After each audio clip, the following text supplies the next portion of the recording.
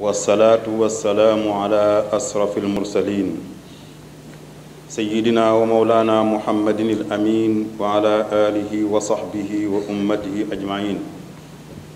أما بعد، فيا أيها المؤمنون، كان صلى الله عليه وسلم يغضب إذا انتهكت حرمات الله، فلا يقوم لغضبه شيء، وهذا الذي يطالب به كل الخلق للقضاء على المنكر. قال عبد الله بن عمر رضي الله عنهما: قلت لرسول الله صلى الله عليه وسلم: قل لي قولا وأقلله لعلي أعقله، فقال: لا تغضب. فأعدت عليه مرتين، كل ذلك يرجع إلى لا تغضب. وعن عبد الله بن عمرو أنه سأل رسول الله صلى الله عليه وسلم: ماذا ينقذني من غضب الله؟ قال: لا تغضب. وقال ابن مسعود رضي الله عنهما: قال النبي عليه السلام: ما تعدون السرعة فيكم؟ قلنا: الذي لا تسرعه الرجال. قال: ليس ذلك، ولكن الذي يملك نفسه عند الغضب.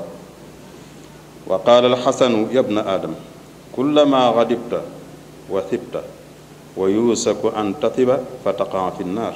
أيها المسلمون، إن غضبة واحدة قد تفسد علاقة بين جار وجار، وزوج وزوجة، وأخ وأخ، وقد تفسد جماعة بأسرها، وقد تفسد علاقة بين دولة ودولة، وقد تؤدي إلى حرب.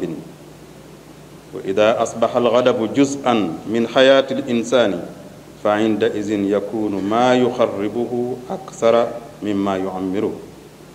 يغفر الله لي ولكم ولسائر المسلمين.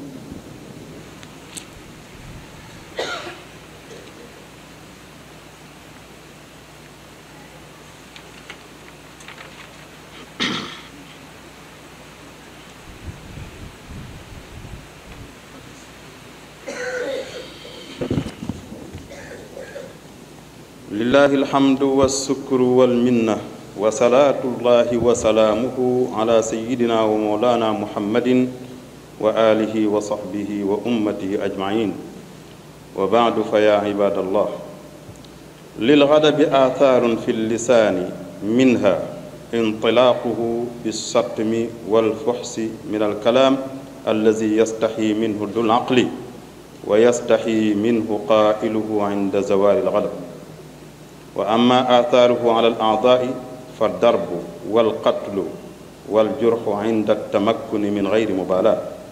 وأما آثاره في القلب مع المغضوب عليه فالحقد والحسد وإضمار السوء.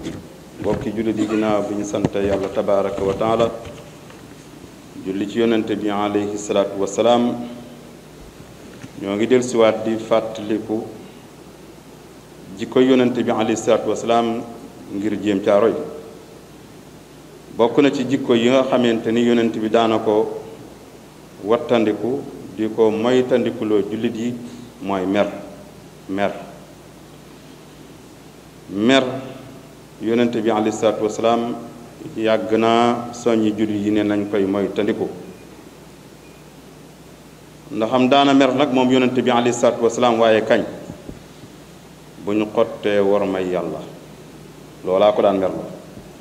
bu boobaa moom kenn du ko mën a tëyeeti, ngir lay tax ka tax muy mer ak la tax muy mer muy dañoo xotti war may yàlla, loolaa ko daan merloo. waaye lu dul loolu nag, yonente bi lu metti metti daawu ko merloo.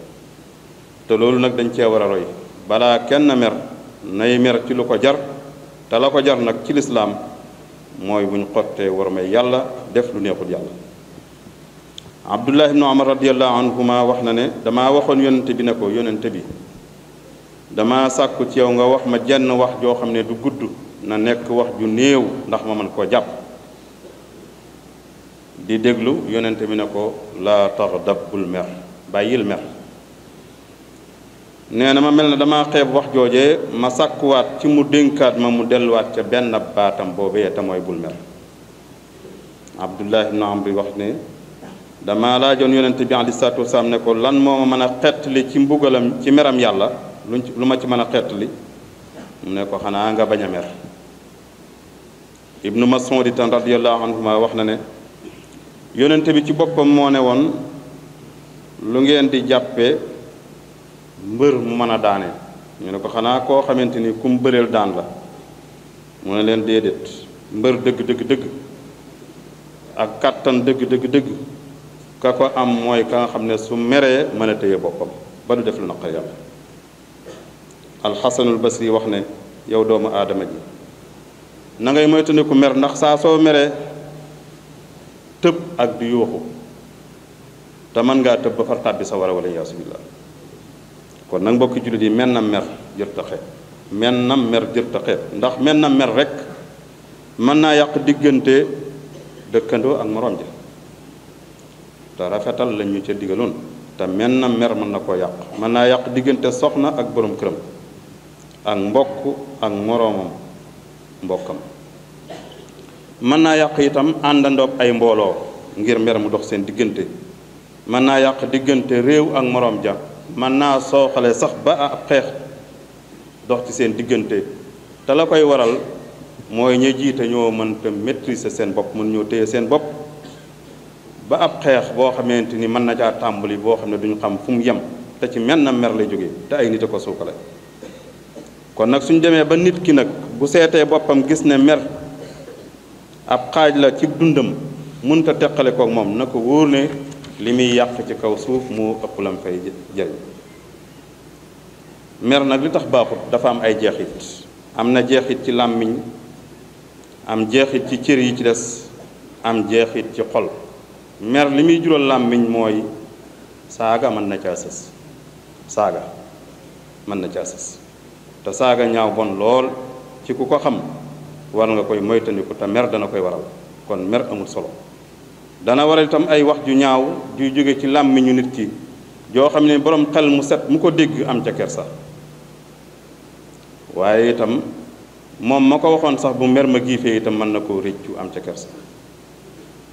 kon mer am na jeexit lool ci làmmiñ waaye am na jeexit ci cër yi ci des ndax ku mer mën naa dóor te dóor mën naa yegg ci rey ku mer mën naa gaañ kam mere te yooyu ñu tudd yépp benn amu ci solo. jeexit yi mu am ci xol nag ki nga xas mere mbañeel mën na caa juddoo añaane ko mën na caa juddoo nëbbal ko jëf ju bon ak wax ju bon mën na caa juddoo kon yàlla nañu yàlla musal ci mer.